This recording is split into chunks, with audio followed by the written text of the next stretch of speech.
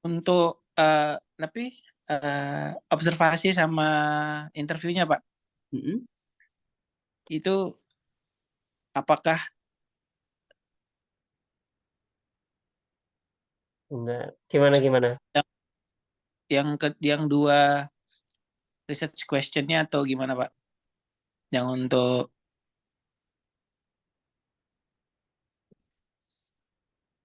Sorry, gimana?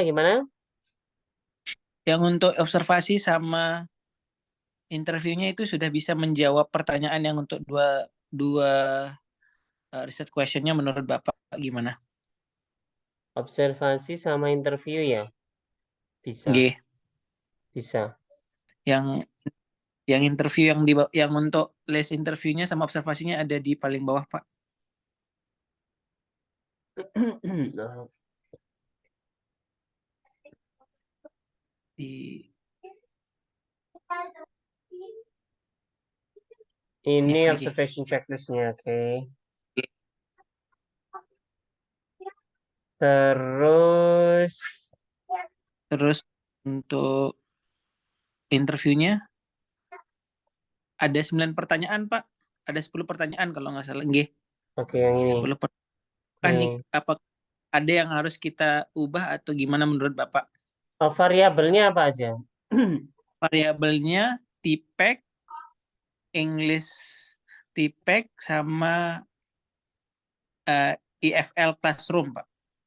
Ya, file classroom. Terus, anunya, Sama itu teachers variabel yang leader apa itu? teachers leader Variabel TPEC gimana? sama teachers leader Heeh, guru penggerak, terus heeh, TPEC sama heeh. guru penggerak sama TPEC, Pak. Guru penggerak Inter sama tipek. Oke. Sorry, hipotesisnya kita apa ya? Nggak ada ya ini ya. R&D ya ini ya. Anu Pak, tapi case study. Oke.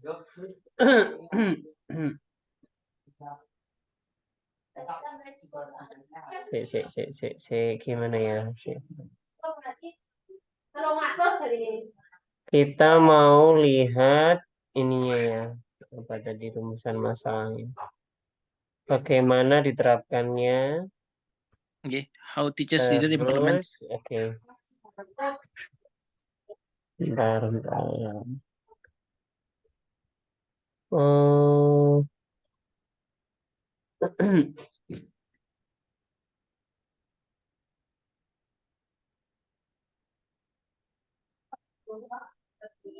sama benefit and challenges-nya ya. Oke.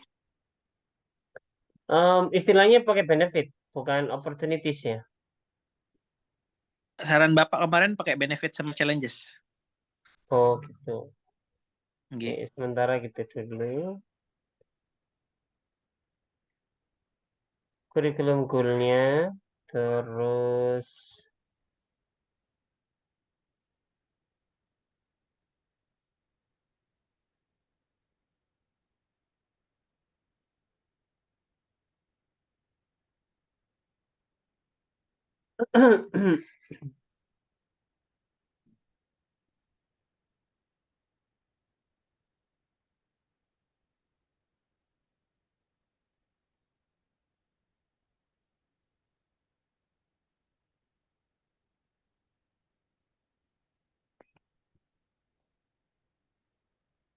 kurikulum goal.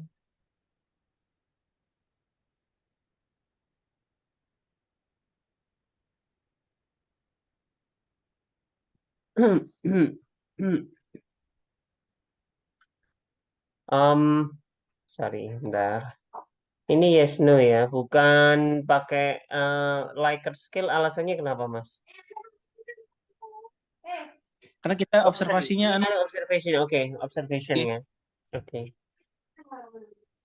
tinggal di checklist aja. Oke.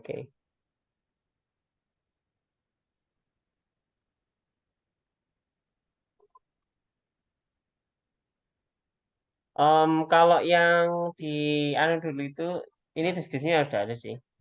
Nggih. Kalau saya dulu itu lebih sederhana dari ini. Jadi observation list itu cuma topik-topik saja, terus langsung lebih banyak catatannya untuk kita pingin lihat progresnya. Kalau yang ini lebih ke guide-nya, Nggih, Pak. tapi nggak masalah.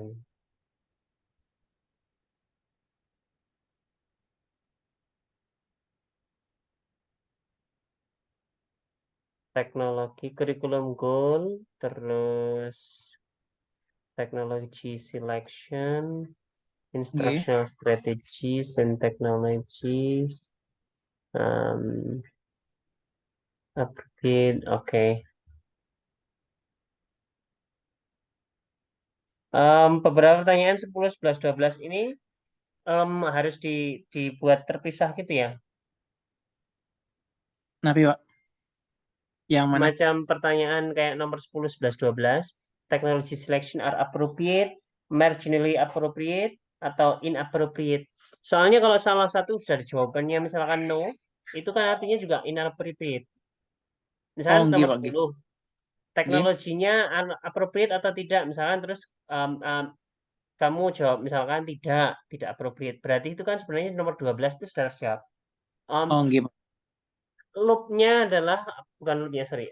Potensinya kalau yang semacam ini, bisa Nggih. jadi satu statement itu bertentangan dengan statement lain. Nanti in case misalkan ternyata kita ada apa ya, masalah misalkan kemudian yang nomor 10 kita jawab no.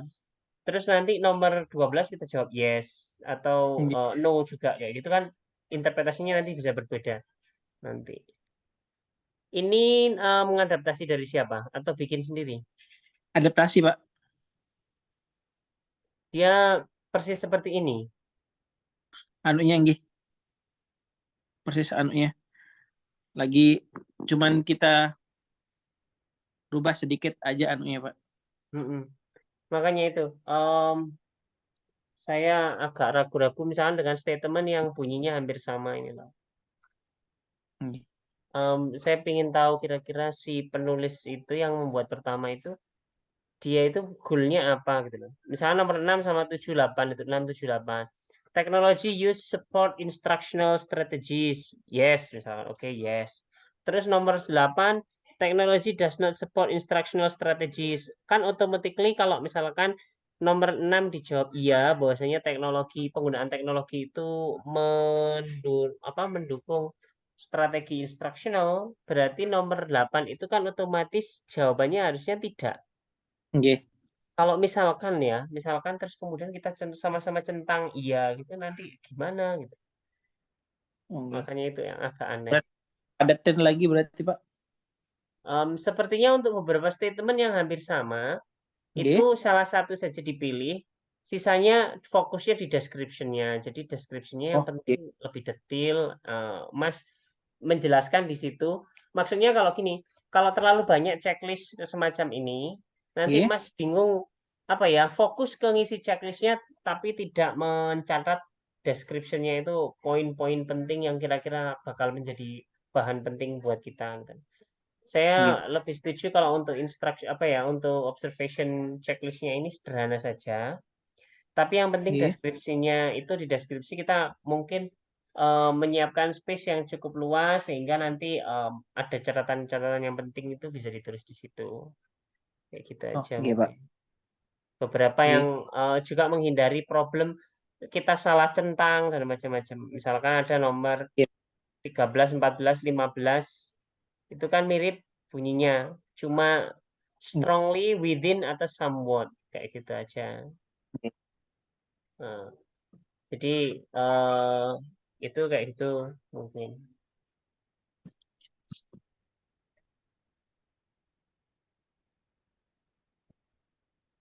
Saya dulu juga pernah sebenarnya lihat orang yang pakai observation list yang pakai apa, Likert scale. Kalau Nggih. misalkan Mas mau contohnya, misalkan sebentar ya tak coba. Jadi observation list itu tidak harus yes no. Kalau Nggih. pingin ada range, ini kan ada range ya. Nggih. Nomor 13 itu strongly, terus nomor 14 within, nomor 15 somewhat, nomor 16 tidak. Jadi kan sebenarnya Nggih. ini range. Itu Mas Nggih. bisa pakai scale, Likert scale misalkan. Saya contohkan nih, saya tak carikan. Sekedar apa ya? Gambaran saja. Artinya kita bisa adaptasi nggak full dari situ. Nggih. Jadi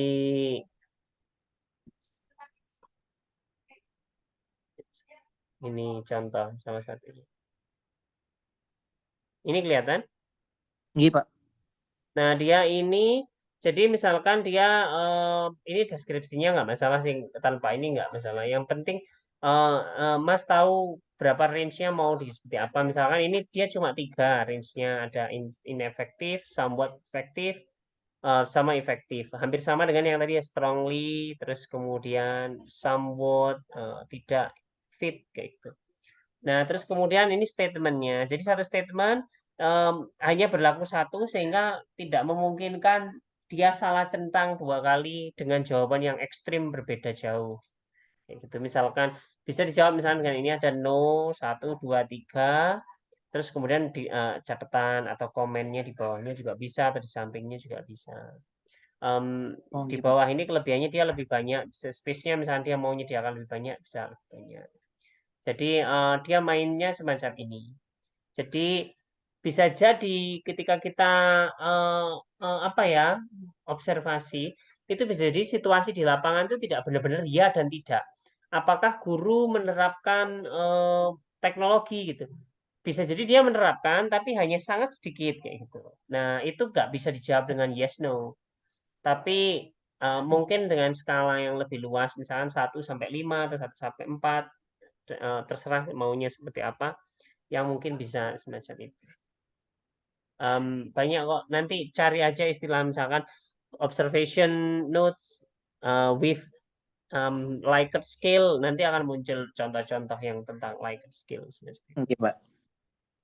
Cuma anu aja, biar kita jawabannya tidak sangat ekstrim, terus kemudian bisa apa ya, bisa nganu itu tadi. Oke, observation itu saran saya. Terus konstruknya yang ini yang interview sebentar. Iya. Yang interview yang observation itu ambil dari 1 orang. Nggih. Kalau yang interview ini dari beberapa Nggih, Pak. hari, slashing description. Oke.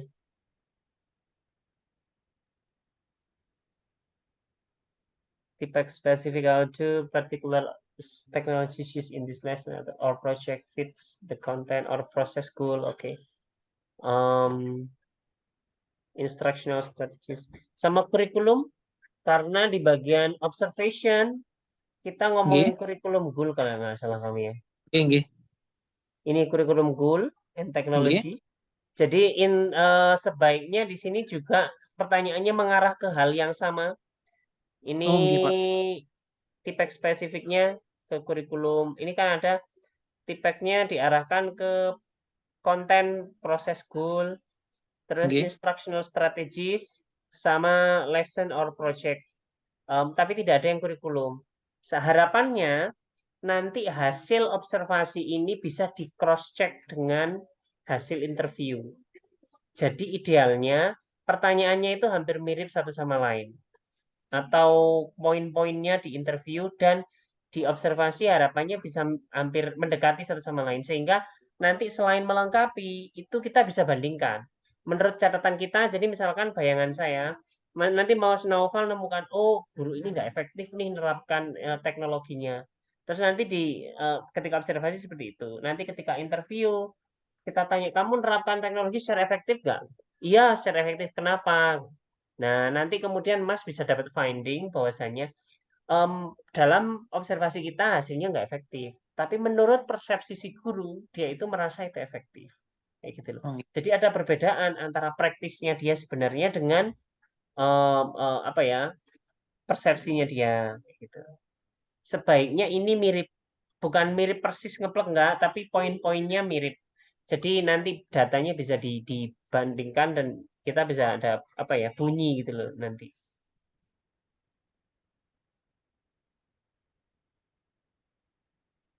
Jadi beberapa di sini misalkan poinnya pokoknya disesuaikan aja. Bisa jadi yang di sini ditambahkan juga. Ini fitnya konten pedagogi teknologi, terus technology selection, compatibility with curriculum goal, instructional strategies. Instructional strategies ada.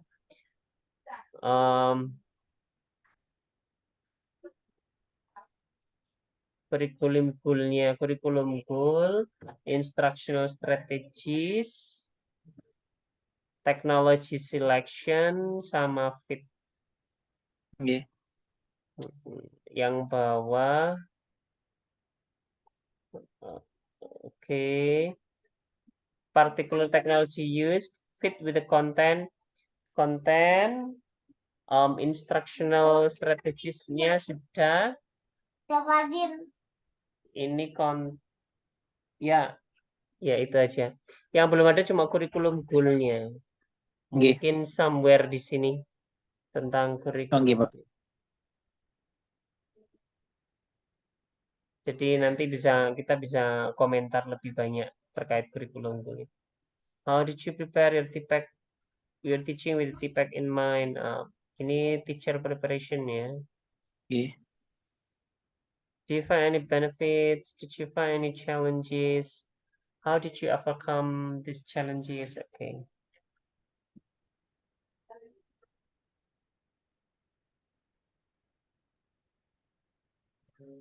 Oke, cuma itu saja. Nggih, Pak.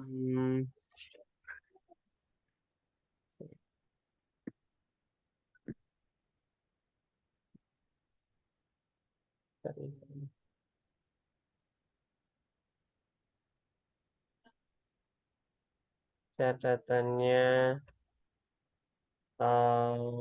mungkin satu observation notes bisa dicoba dengan Likert.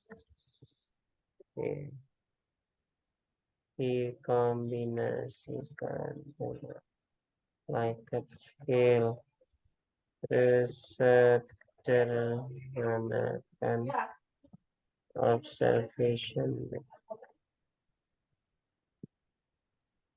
yang hampir sama.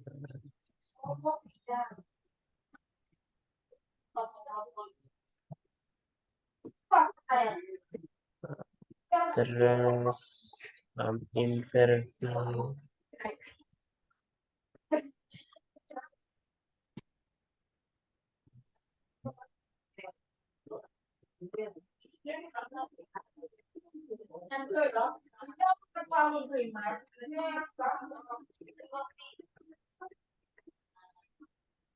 Oke, kita patokannya di observasi sebagai data collection utama untuk riset ini Nggih. sepertinya. Jadi ketika semacam ini nanti interviewnya yang menyesuaikan dengan observationnya, plan-nya seperti itu. Nggih, Pak. Ya, oke. Tadi remind me ini untuk guru penggeraknya kelas berapa yang diajar? SD ya? Kelas SMP, Pak. SMP, oke. Berarti penggunaan teknologi dan macam-macam kemungkinan bisa karena biasanya kalau SMP itu sudah ada fasilitas-fasilitas kayak gitu. Nggih. Alright, itu saja sepertinya Mas yang dari sini. Ada Nggih, lagi Bapak. progres lain? Itu aja, Bapak, Oke, untuk baik. pengecekan. Perlu diajukan ke Pak Yudi? Nggih. Secepatnya, Bapak. Beliau nanti yang ngasih final decision oke apa enggaknya karena expertnya beliau di bidang ini. Oke. Sepertinya sudah oke, semoga lancar. Amin. Surat-surat sudah siap untuk pengajuan izinnya. Sampel sudah tak kirim kemarin ke sekolahnya, Pak. Oke, sip. Nggih. Alright. Baik, itu dulu untuk Mas Naufal. Selamat mengumpulkan data. Nggih. Terima kasih. Is- Yang kedua, sekarang Mbak Saptri tadi kirim sesuatu ke saya via email. Iya, Pak. Diunggah ke G Drive juga nggak? Iya, udah di draft Oh, juga. yang ini revise ini ya. Ya.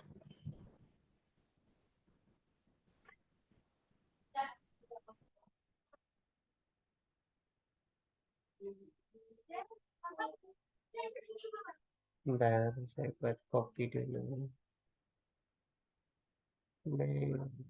Copy. Mana? Ini copy. Oke, ini.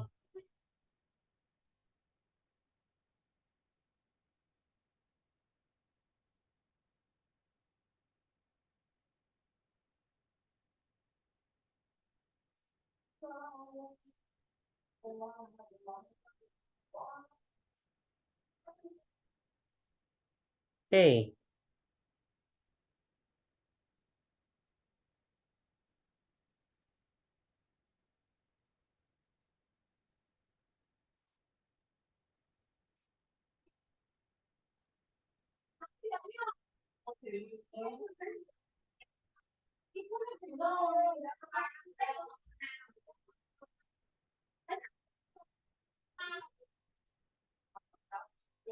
oke, baik. Remind me again, Mbak Saptri. What is our progress? What was the updates?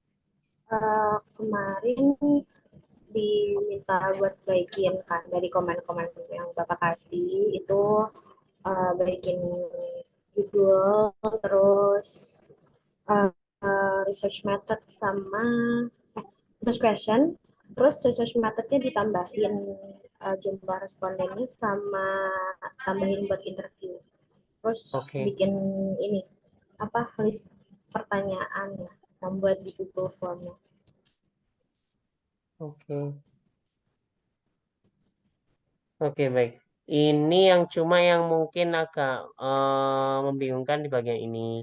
Karena kita nggak meneliti language variation-nya mereka, tapi kita melihat penggunaan bahasa dan attitude-nya. Jadi kalau language variations itu lebih ke variasinya bahasa Inggrisnya seperti apa, kayak gitu. Tapi kita lebih fokus ke em, use sama attitude-nya, tapi dari kayak survei semacam itu. Jadi kita Iya. nggak melihat gimana mereka aktual ngomongnya, bahasa Inggrisnya berapa persennya, tapi lebih ke attitude mereka, menurut mereka berapa apa ya, berapa signifikan kayak gitu. Yang bagian ini nanti perlu direvisi kayaknya. Topiknya relatable, oke. Oke, ini nanti kita akan apa revisi lagi yang bagian reasons ini. Biasanya reasons itu berkaitan dengan gap. Kita ingin tahu ini oke tujuan umumnya semacam ini. Tapi biasanya karena kita meneliti itu kita ingin ada gap di penelitian sebelumnya sehingga kemudian kita ingin tutupi gap itu. Jadi semacam itu. What are students' language use and attitudes toward Japanese, Indonesian, and English? Okay. What are the factors that influence non-native Japanese students' language use and toward those languages? Okay. Baik. Um, Bahasa lokal mereka nggak diteliti. Ini aja, tiga ini ya. Iya, kemarin kan maunya eh kemarin maunya kalau nggak salah bahasa Indonesia doang sih Pak. Terus Bapak Mm-mm. nyaranin kan buat bahasa Jawa juga, sama kalau bisa juga bahasa Inggris gitu. Betul. Tapi mereka praktis bahasa Jawa nggak sih? Harusnya sih kan anak rantauan ya Pak, pasti kan agak dikit-dikit Jawa Oke, juga gitu. Itu yang mau diteliti sih sebenarnya, kayak attitude mereka terhadap bahasa Jawa itu gimana sih gitu. oke, oke, oke.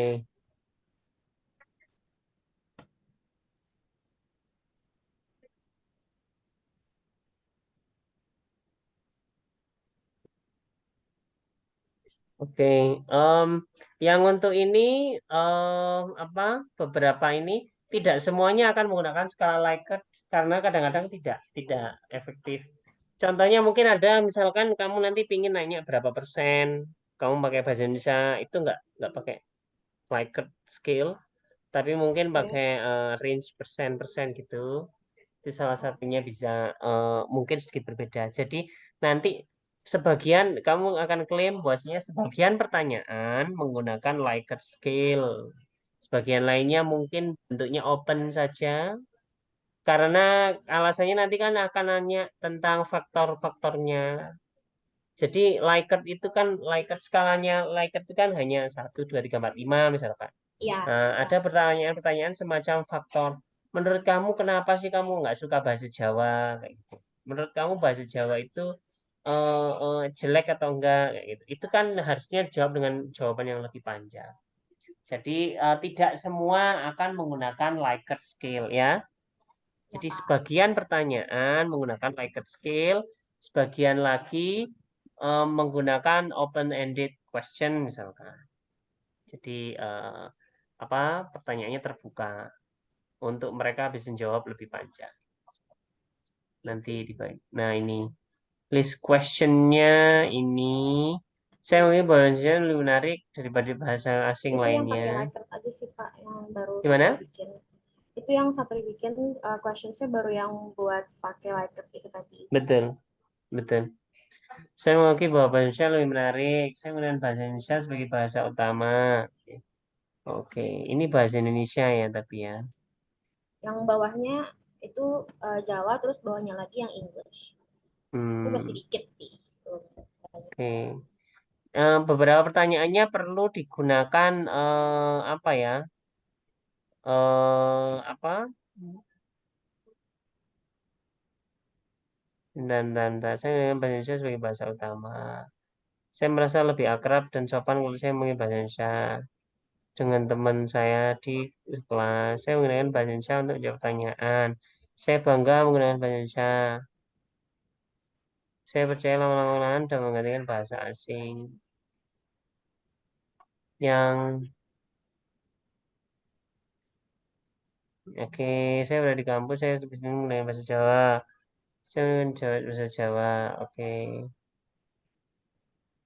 Saya berkomunikasi dengan dosen bahasa Inggris, saya menggunakan bahasa Inggris. Oke.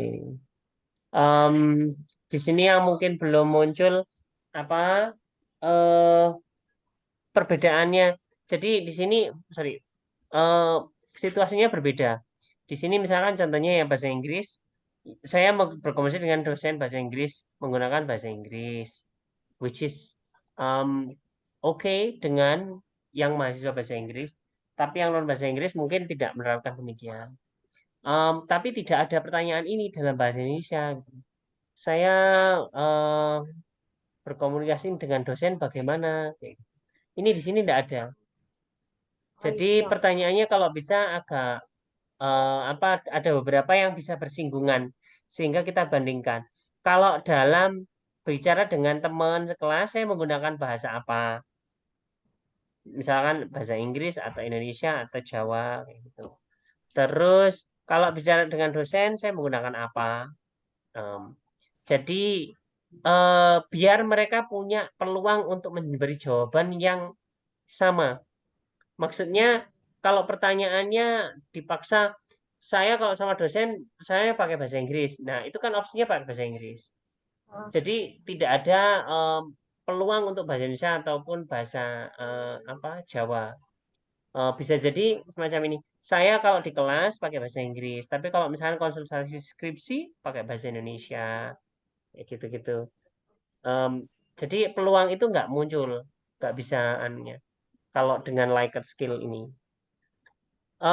Terus misalkan ada 10 item tanyaan tentang bahasa Indonesia, idealnya karena bahasa Jawa dan bahasa Inggris ini juga masuk research question, sebaiknya mereka juga highlightnya hampir sama. Mungkin 8 pertanyaan bahasa Indonesia, 8 pertanyaan bahasa Inggris, 8 pertanyaan terkait bahasa Jawa, atau sama sekitar 10, 10, 10 kayak gitu. Jadi enggak, misalnya 10 pertanyaan yang bahasa Inggris, bahasa Indonesia, 5 pertanyaan yang bahasa Inggris, 5 pertanyaan yang bahasa Jawa, 4 pertanyaan yang bahasa Inggris. Jadi akan lebih menurun lagi, agak sulit nanti dibandingkan. Ya. Kalau bisa hampir mirip-mirip lah, jumlah-jumlahnya hampir sama. Dan pastikan kita karena ini kuesionernya online, gimana caranya kuesioner online itu nggak menghabiskan waktu terlalu banyak. Karena biasanya kalau kuesioner online itu orang itu enggan kalau terlalu banyak pertanyaannya. Apalagi Iya yang sih, banyak Pak. jawabannya harus ngisi banyak, itu kadang-kadang kan males. Nah, jadi kadang-kadang gimana caranya kita tidak terlalu banyak pertanyaannya. Karena ini kan belum masuk semuanya. Faktor-faktornya nanti dicoba ditanyakan juga di sini. Lebih baik ditanyakan di sini. Nah, setelah kita sudah dapat masukan dari kuesioner ini, nanti di interview baru kita lebih mendalam. Kalau kita nanti nanyanya waktu interview aja, berarti cuma 5 orang yang akan cerita tentang faktor-faktornya. Nah, kita ingin dapat data yang kaya, sebaiknya kayak pertanyaan terkait faktor-faktor yang menyebabkan tadi, itu juga muncul di kuesioner ini. Oke. Bapak mau nanya dong. Gimana? Kalau misalnya pertanyaannya itu dibikinkan setelah saya lihat lagi terus kayak Bapak udah jelasin tadi kan agak susah gitu ya buat dapet jawaban yang uh, sangat mencerminkan jawaban respondennya kalau pakai Likert. Kalau misalnya pertanyaan yang nggak usah pakai Likert nggak bisa kan Pak ya? Kayak jadi misalnya saya nanya kamu kalau pakai kalau ngobrol sama temen lebih sering pakai bahasa apa? Nah itu kalau misalnya saya kasih pilihan aja kayak bahasa Indonesia, bahasa Inggris sama Jawa, terus ada tulisan kayak campuran, itu bisa nggak? Bisa. Makanya itu termasuk kayak yang itu termasuk close ended kalau yang itu ada pilihannya. Nah, Ada yang open ended yang nanti mungkin faktor apa sih yang yang membuat kamu lebih suka bahasa tertentu kayak gitu misalkan. Itu nanti kan kosong gitu. Tinggal mereka ngisi itu namanya open ended yang kayak gitu. Yang kayak gini yang ada pilihannya dengan Likert scale atau dikasih A, B, C, nama bahasanya apa, itu namanya close ended. Jadi sudah ada jawaban yang kita siapkan. Mereka harus milih dari jawaban itu. Gitu. Itu nggak masalah, boleh saja dikombinasikan. Jadi tidak harus misalkan 30 item atau 20 item, sekian item itu semuanya Likert skill semua nggak. Bebas, hmm, terserah. Bisa dicampur. Ada yang Likert, ada yang enggak, kayak gitu juga bisa. eh, kalau yang buat close ended tapi saya tambahin yang kan misalnya ada tuh kayak biasanya pilihan tapi bisa ditulis diketik biasa gitu, itu boleh nggak Pak? Boleh saja kasih others, terus kamu ngisi sendiri, silakan diisi gitu. Boleh.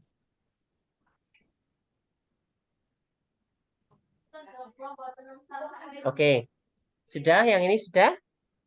Sudah Pak. Oke, sip. Berarti plan kita seperti ini. Bagian-bagian ini kita sudah sepakat bahwasanya rumusan masalahnya ini yang akan kita teliti. Languages and attitude sama factors that influence ini. Nah, sekarang kita tinggalkan dulu yang bagian ini, background dan macam-macam. Kita fokus ke research methodnya dan menyiapkan bahannya dan macam-macam. Jadi list question ini to-do listnya adalah satu menyempurnakan list questionnya ini, terus membuat list pertanyaan interview. Nah, to-do-nya. Revisi pertanyaan ini di atas kuesioner. Terus yang kedua, buat daftar pertanyaan interview. Ini namanya interview guide. Yang ketiga, menyempurnakan research method.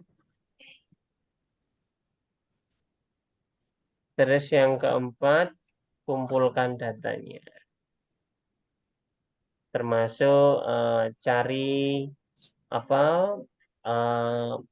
partisipan potensial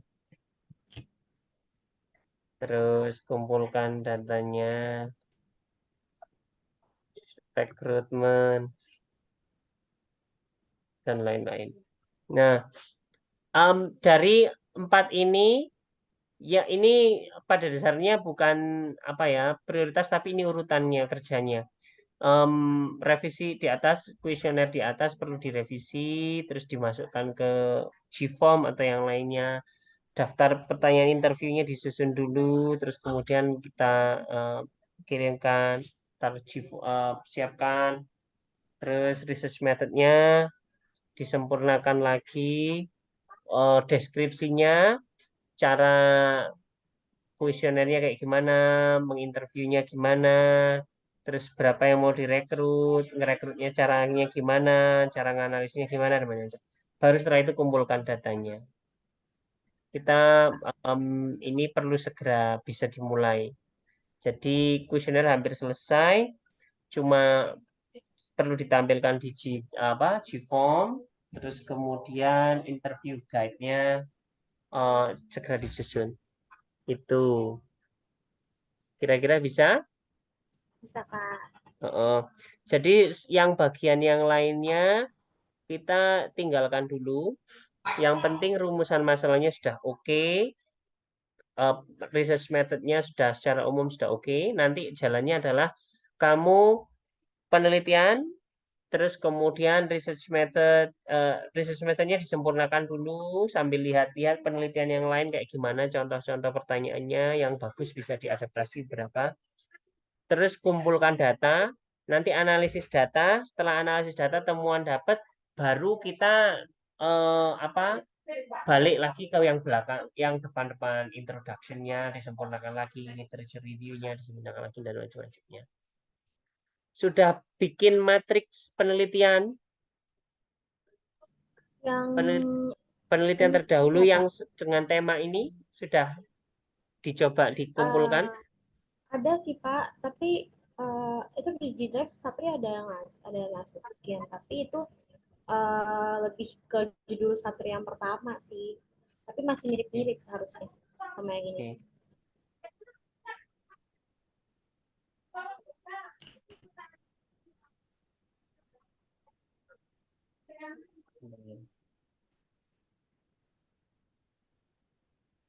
Oke. Oke, baik.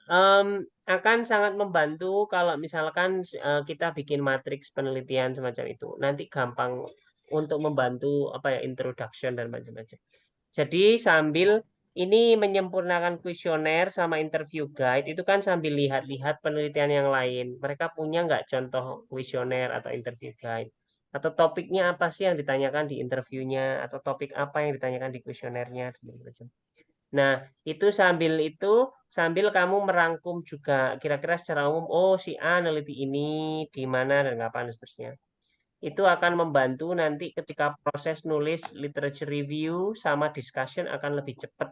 Kalau sekarang sambil kita nyari itu tadi apa ya, melengkapi matriks penelitian kita. Ya, ada kok, Pak, di G-Drive itu. Oke, Tapi baik, saya bikinnya tuh sebelum judul yang sekarang.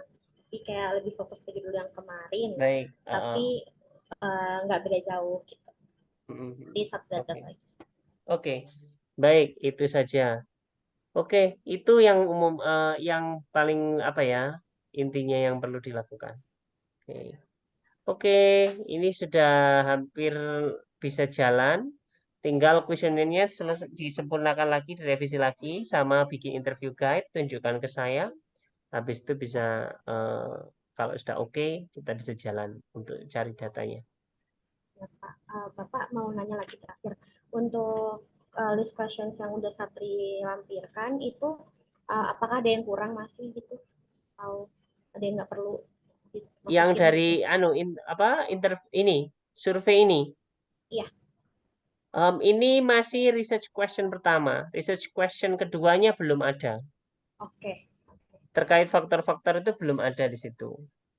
Sama tadi yang masukannya mungkin terlalu banyak pertanyaan yang terkait bahasa Indonesia, tapi pertanyaan terkait bahasa Jawa dan bahasa Inggris itu kurang. Mungkin bisa ditambah atau yang bahasa Indonesia-nya dicoba disederhanakan. Kayak gitu. pertanyaan Terima misalkan ya, kasih. kalau misalkan contohnya misalkan nomor 8, saya selalu menggunakan bahasa Indonesia dalam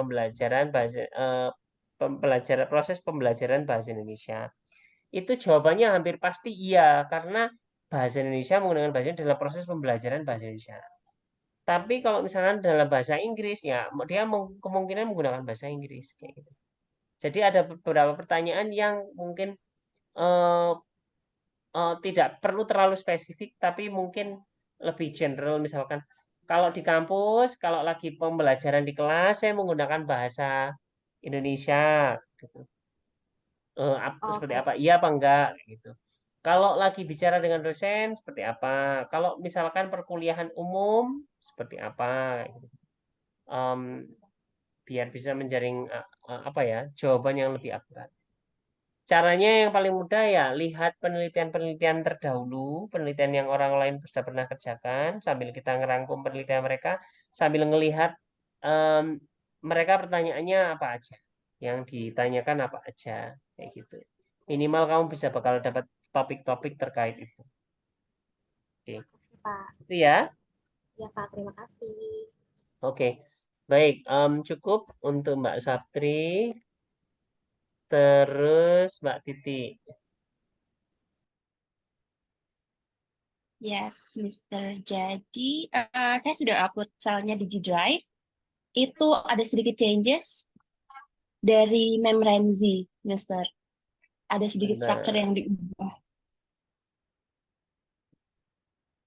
Yang tanggal 12 ini ya. Ya,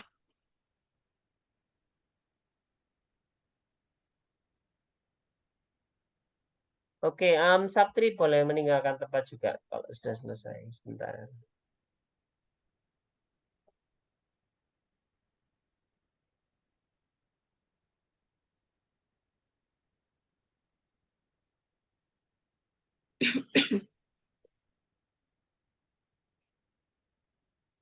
Oke.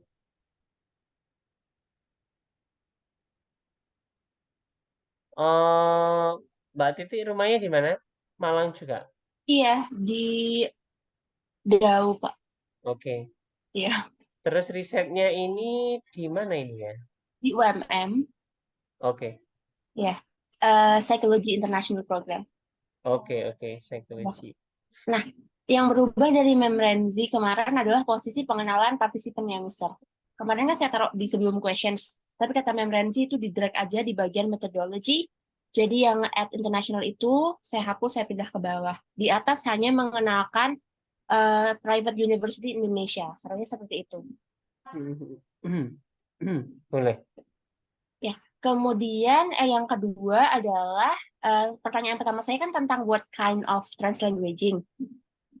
Itu eh, di questions itu ditanyakan menggunakan teori siapa. Kemudian saya sudah jelaskan sama membernya menggunakan teorinya Wang sama Christiansen. Lalu disarankan untuk dikenalkan sedikit teori itu di bagian metodologi. Nah, itu saya masih agak-agak bingung untuk memasukkan bahwa saya menggunakan teori ini di bagian metodologinya. Gitu. Iya. Nanti di bagian data analisisnya di Oh, di sini. data analisis. Ya Baik, kan baik. kamu analisis mau menggunakan teorinya isi A, misalkan Oh, siapa tadi. Nah, itu di sini nyebutkannya. di data analisis. Heeh. Oh, Jadi misalkan pertama saya datanya apa ya? em, apa ini video ini recording. betul sudah datanya ini kan kita dalam tahap selanjutnya itu menginterpretasikan data itu. Nah, Ya. saya menginterpretasikan data translanguaging-nya menggunakan teorinya ini kayak gitu. Bagian Oh, itu. baik. Jadi di Kemudian, sini kan ini ada coding proses, ini sebelumnya coding ini kan mungkin oh, baik, baik. atau bisa saja setelahnya ini bisa setelahnya ngitung apa frekuensi dan macam-macam kamu menggunakan teori itu sebagai pisau analisisnya. Itu di sini naruhnya. Baik. Data analisis. Em, Sebentar. Ini yang tadi ya yang Iya, menjelaskan tentang UMM itu oke. iya. Untuk digeser ke bawah.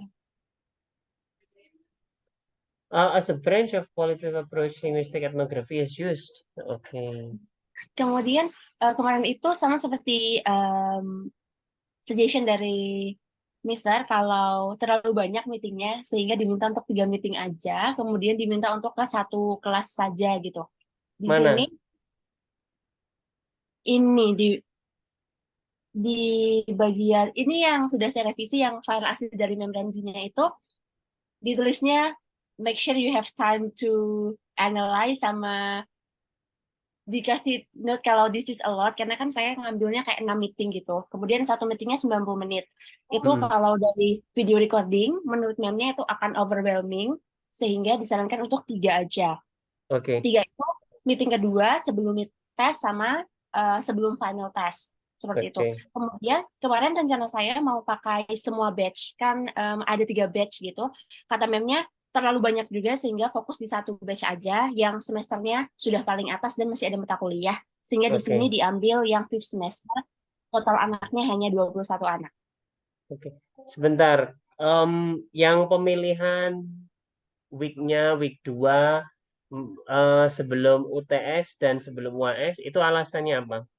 Kalau week 2 kata memang sih karena itu sudah mulai masuk mata kuliah. Kalau week pertama mungkin hanya kontrak belajar. Betul. Kemudian setelah week 2 itu dianalisis, terlihat atau tidak gitu jenis-jenisnya, nanti diulangi lagi di mendekati UTS dan mendekati UAS. Betul. Kalau untuk mendekati UTS dan UAS-nya itu tidak ada semacam kayak justifikasi gitu, hanya disarankan seperti itu. Betul. Bisa semacam itu. Tapi kalau di modelnya di UMM, biasanya 1 minggu terakhir sebelum UTS sama UAS ada mata kuliah. Ada, Mister. Tetapi bedanya itu cukup lama sama UM, sehingga mereka akan UAS itu di bulan Januari. Nggak, Gitu. maksudnya apa ya, week terakhir sebelum UAS sama UTS itu apakah kira-kira akan dapat data lebih banyak daripada misalkan misalnya week 7 dibandingkan dengan week 6. Kalau week 6 kan benar-benar teori. Kalau di week Iya, 7 iya, benar. itu kegiatannya itu apa? Saya nggak tahu kan di UM ya. Di UMM mau UTS itu apa? Siapa tahu nanti di sana suruh belajar sendiri, atau UAS ada minggu tenang semacam itu, nggak ada.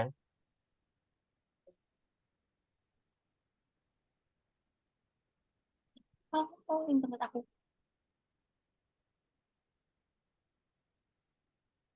Yes, Mister. Kalau di UMM biasanya review, tapi nanti akan coba saya lihat lagi apakah Betul, mungkin untuk digeser, jadi tidak mendekati UTS atau UAS untuk menghindari betul, mereka ternyata tidak banyak kayak di kelas.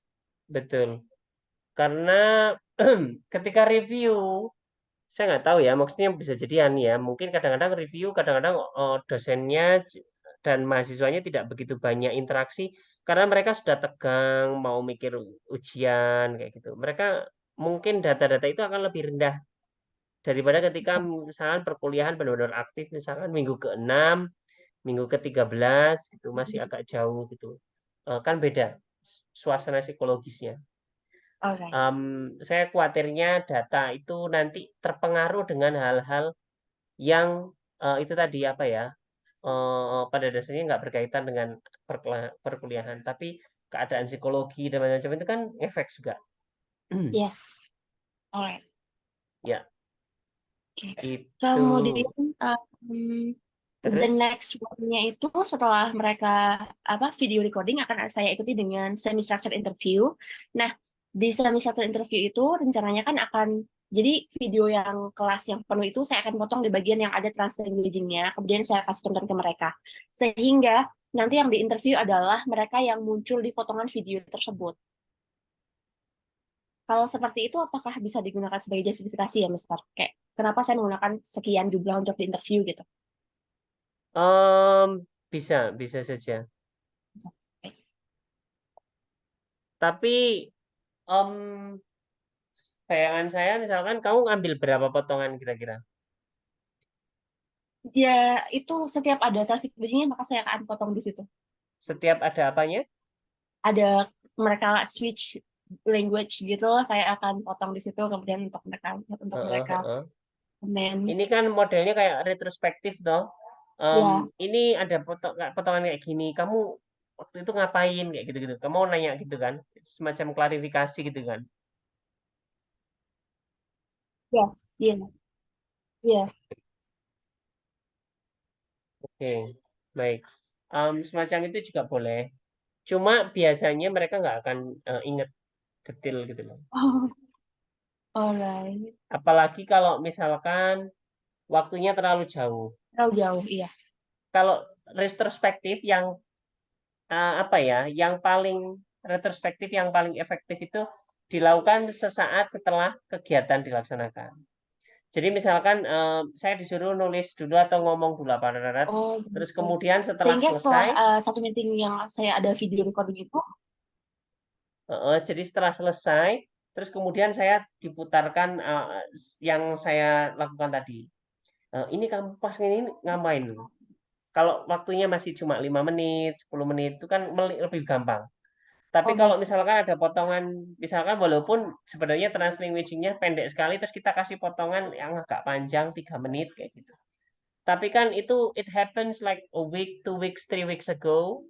Mungkin mereka Iya. tidak begitu benar-benar akurat. Sehingga bisa jadi ada potensi bahwasanya jawaban yang mereka sampaikan pun tidak benar-benar akurat gitu loh. Oh, baik-baik. Jadi ya maksudnya tetap bisa dilakukan, tapi bisa jadi jawaban-jawabannya nggak akan sekaya ketika sesuatu itu dilakukan sedang dilakukan saat itu. Itu kalau penelitian-penelitian tentang retrospektif interview biasanya gitu kelemahannya. Kadang-kadang Baik. ya apa ya lupa, terus apa ya kenapa ya saya waktu itu kayak gitu ya. Terus mungkin kayak gini kayak Alright. gitu. Kita cuma Alright. mengira-ngira saja merekanya semacam itu. Oke. Tapi bisa, tetap boleh.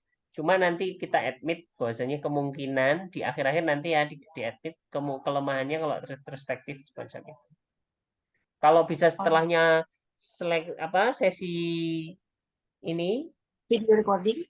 betul kan kamu recording langsung di kelas ya Iya, kan? iya. Sambil itu dicatat menit ini kayaknya menarik ini. Habis kelas terus beberapa kamu invite langsung diputerin langsung di bagian yang tadi. Kamu tadi bilang gini maksudnya apa? 1-2 kali gitu kan? Itu akan lebih efektif. Oh, Jadi nggak perlu dipotong-potong videonya detail gitu. Yang penting kita ingat menit keberapa, terus kita coba cari roughly menit sekian, terus kemudian coba diputarkan ke di depannya mereka. Kamu tadi bilang ini ngapain? Kayak gitu bisa. oke. Recording. Baik, bisa. Kemudian kemarin yang saya masukkan adalah significance of the study yang setelah sempro itu saya belum masukkan, kemudian disesuaikan untuk masukkan. Saya sudah coba masukkan, ada 3 di sini, significance of study-nya, Mm-mm. theory, practice, and policy. Itu.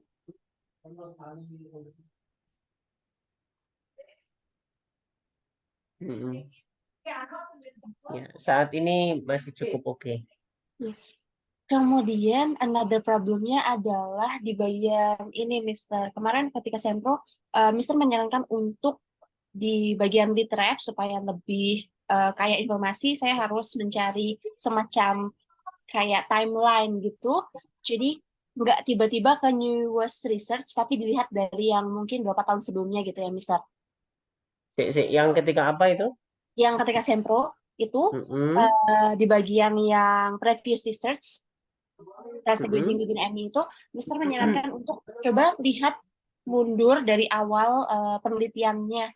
Misalkan kayak 10 tahun yang lalu ada, kemudian sampai sekarang gitu. Karena di sini saya langsung jumping ke yang newest. Nah, itu problem yang saya temukan ketika saya mencari ke database adalah penelitian translanguaging within MI ini munculnya di 2018 ke sekarang. Sehingga untuk mencari yang agak lama itu, mereka jalannya sendiri-sendiri. Translanguaging sendiri, kemudian EMI sendiri.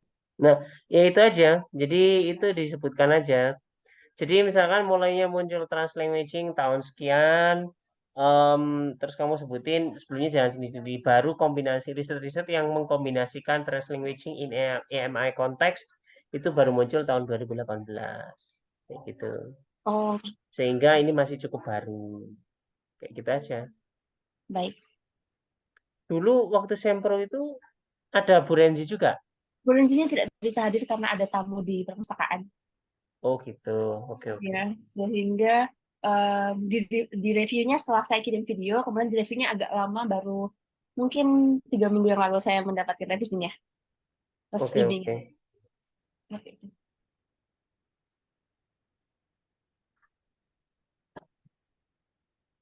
Kemudian yang di Indonesia saya juga belum masukkan, masih saya tata. Yang EMI di Translanguaging in EMI yang ada di Indonesia. Tapi kebanyakan di ini secondary gitu. Di secondary di Indonesia. Ya, Berarti gap-nya yang mungkin kita bisa isi kan berarti di EMI konteks di tertiary education di Indonesia. Jadi di EMI di Indonesia sendiri sudah jarang, di tertiary konteks mungkin lebih banyak lagi peluangnya kayak gitu kan. Gap-nya mana gap-nya? gapnya sebenarnya ada di atas itu.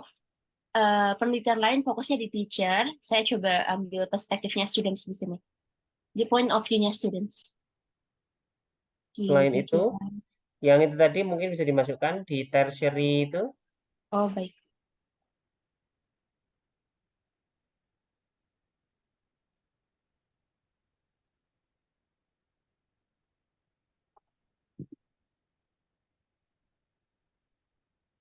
Oke. Terus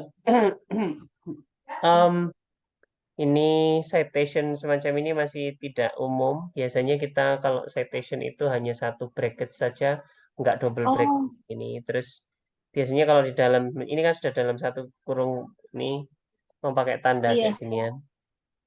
Kalau Baik. yang di luar baru pakai N. Terus nama lengkap ini mungkin tidak tidak umum untuk ini Citations. penulisan at all dan lainnya. Maksudnya ini bukan sesuatu yang besar, nanti bisa Iya. mendadak belakangan bisa, cuma beberapa aja. Sehingga kalau rame-rame gitu, saya brackets-nya gimana, Mister? Yang kayak yang bawah yang Branca and Molyneux, itu yang belakang hanya satu saja. Doi, ini udah bener nih, Dois et al. Ini nggak usah dalam kurung ini, seperti ini, kasih koma Oh, aja kan. Dois et al, koma 2019 titik koma. Kau et al alright. titik koma 2021 titik koma. Zhang and Wei koma 2021. Bracketnya jadi cuma And dua aja, alright. depan belakang.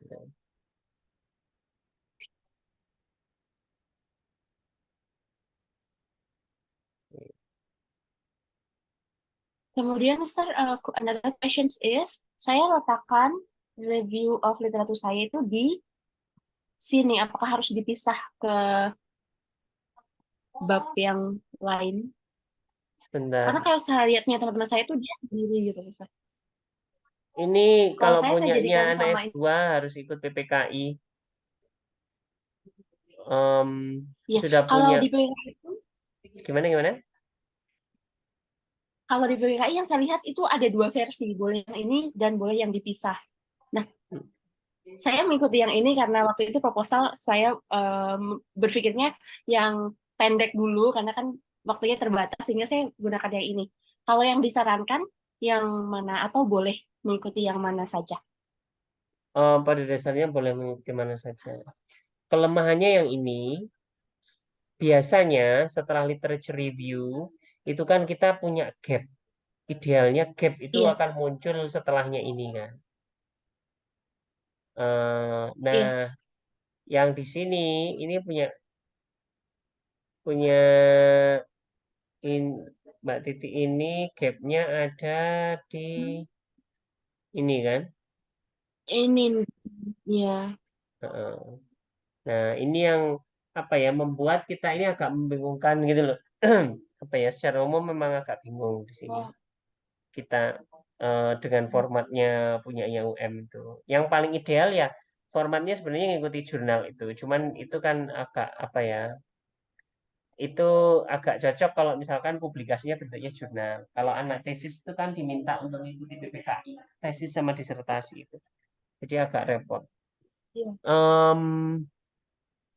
Otherwise, di sini disebutkan sedikit, terus nanti baru di-highlight lebih panjang di literature review gitu. Baik. Di sini kan masih banyak nanti yang bisa kita masukkan terkait AMI ini. Em, Yes, Mister. Di bagian previous itu saya masih bisa tambahkan banyak. Kemudian di bagian atasnya juga masih bisa di eksperimen. Tidak masalah. Yang penting ini sampai tahap yang cukup adekuat saja. Habis itu segera kumpulkan data dulu. Biar nggak terlalu banyak fokus ke apa ya, ke theoretical things ini. Untuk apa observationnya, bentar, kita pakai apa sih caranya ini ngumpulkan datanya? Tadi video diikuti sama checklist ya ada, tapi itu saya masih belum buat, masih lihat di penelitiannya previous researchers. Oke. Kita mereka menggunakan ini apa em, video itu checklistnya seperti apa?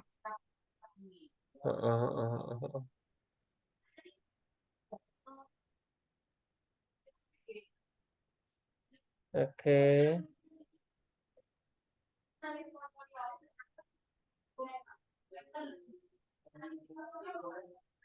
Iya, terutama yang ini. Ini nanti kelas yang kamu ajar, bukan? Bukan, karena saya ambil yang konten lebih ke subjek konten, jadi mata kuliah yang psikologi. Oke.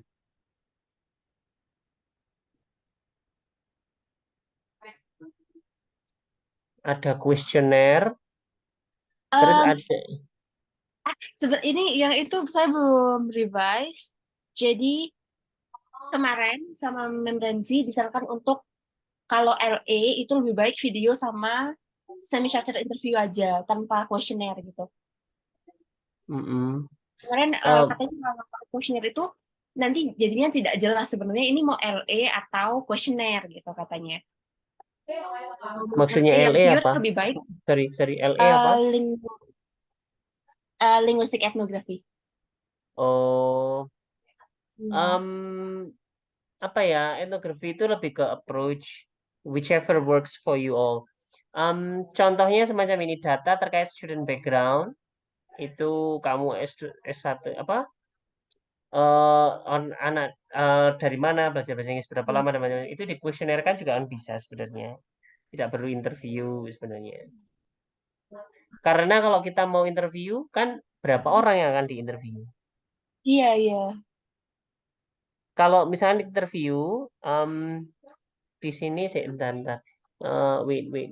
Ini ada berapa orang yang kamu? Ini yang di sini mungkin 20. belum muncul itu kamu belum tahu mau interview orang berapa.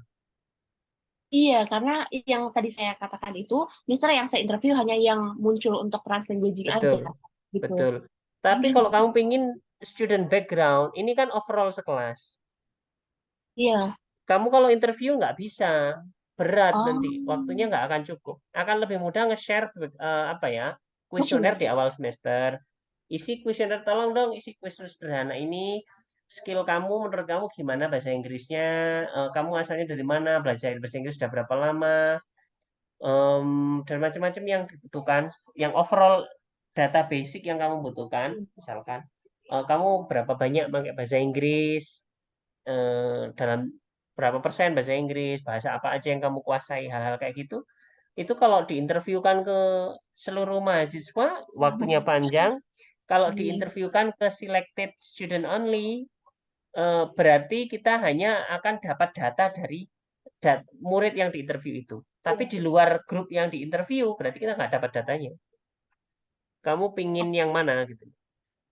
Overall sekelas itu untuk mendeskripsikan sekelasnya atau enggak? Sebenarnya saya maunya mendeskripsikan semuanya melalui kuesioner kemarin itu. Iya, tapi ketika Memrenzi bilang bahwa kalau LA itu jarang banget menggunakan kuesioner, saya jadi ragu-ragu, jadi saya hilangkan kuesionernya. Ya, Mungkin saya karena etnografi di sini maunya dia itu apa ya? Etnografi itu kan salah satu approach kualitatif. Kita memang fokus Ya. ke sedikit subjek kayak gitu loh. Jadi nggak masalah kalau memang semacam itu, hanya fokus ke sedikit subjek. Tapi kita benar-benar mendalam ke orang-orang itu, ke beberapa subjek yang itu diambil itu boleh. Semacam itu juga boleh. Etnografi itu pada dasarnya penelitian yang kita apa ya, benar-benar apa ya, kita masuk ke di sana dalam waktu yang relatif cukup lama. Tapi misalkan ya misalkan 1 semester kayak gitu. Jadi kita benar-benar tahu terkait mahasiswa atau objek yang kita teliti dan kita punya pandangan emik ke mereka seolah-olah kita melihat dari dalam. Misalkan mereka melakukan sesuatu itu kita bisa menjelaskan. Oh, ini loh maksudnya itu kayak gini loh. Mereka itu intinya kayak gini. Karena kita sudah mendalam di situ sudah lama. Jadi misalkan ilustrasinya ya, misalkan ya di rumah saya kan sekarang lagi apa, ada mau persiapan acara nikahan. Nah, kita kan nikahan itu kan macam-macam adatnya. Misalnya di satu tempat adatnya itu kalau nikah itu orang apa yang diundang hanya sekian orang. Sisanya itu nggak diundang tulisan tapi dikasih makanan bungkusan. Bungkusan itu artinya mengundang. Nah, hal kayak gitu kalau orang di luar sistemnya dia punya pandangan etik, dia nggak paham. Tapi kalau orang di dalamnya mungkin dia punya wisdom lebih. Nah, etnografi maunya semacam itu. Kita benar-benar masuk ke dalamnya. Tapi kelemahannya etnografi adalah kalau misalkan dengan format semacam yang disarankan Bu Renzi, memang jarang menggunakan kuesioner semacam itu. Kita berarti nggak punya data terkait si mahasiswa itu. Coba didiskusikan dengan Bu Renzi ya. Beliau pembimbing utamanya. Kalau saran saya semacam itu. Kalau memang pingin tahu data umum, overall sekelasnya itu kayak gimana, ya minimal punya apa ya, kuesioner singkat kayak gitu. Kuesionernya hanya singkat saja berkaitan students demography misalkan. Jadi nggak perlu apa ya mendalam, cuma pertanyaan-pertanyaan kaitannya dengan demografi. Kamu laki-laki atau perempuan, usia kamu berapa, belajar bahasa Inggris mulai kapan dan seterusnya, kayak gitu-gitu. Oke. Alright, itu aja. Berarti di sini perlu perincian jumlah partisipan mungkin ya. Ya, Yang untuk gede. interview. Terus yang mungkin juga to-do list-nya, interview guide-nya nggak perlu disebutkan di sini. Sorry. Ini tak pindah aja. Nah, di sini to-do. Perincian jumlah partisipan.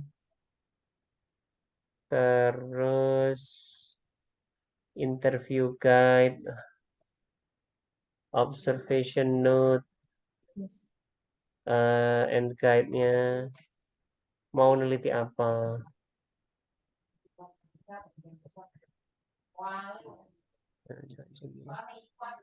Interview guide-nya berarti isinya pertanyaan-pertanyaan, panduan, dan lain-lain.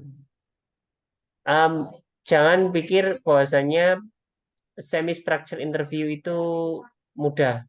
Semi-structure interview itu cenderung lebih sulit daripada yang structure karena kita ngikuti mereka.